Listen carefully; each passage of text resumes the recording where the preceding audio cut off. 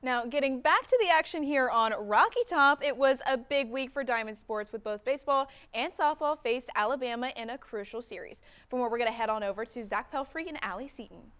Thanks, guys. Now, things played out very similar for the Lady Vols in their series as they dropped their opener to Alabama, but rallying in the next two games of the series.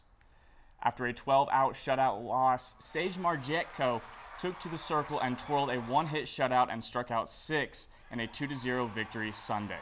In the rubber match, Carlin Pickens rebounded from a disappointing Saturday start and returned to dominant form, striking out 11 in just 5 innings to close the show on a 4-1 win. The Lady Vols finished their regular season with a 3-game road series against Missouri, which they led last night with a 3-1 victory. The NFL draft has come and gone, and multiple Vols had their dreams come true and heard their names called last weekend.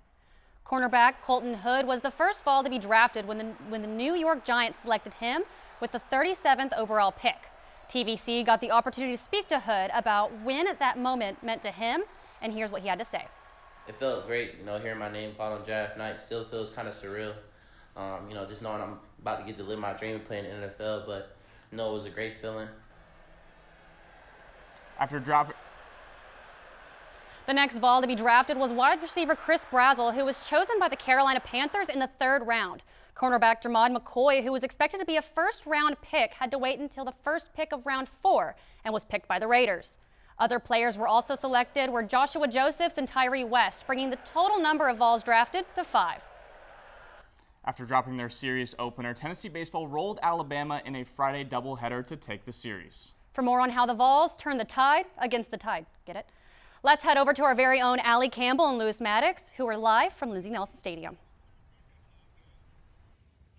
Yeah, guys, we're live right outside of Lindsey Nelson Stadium, where Tennessee baseball defeated the Alabama Crimson Tide in an impressive series comeback. Following an 8-12 loss in Game 1 last weekend, they were able to get it done in a doubleheader, with the second game of that series being won in 8 innings in a run rule 10-0, followed by an 11-4 third game win. Lewis, what did you see from that series? Yeah, Allie, Tennessee once again kind of got their swagger back a little bit.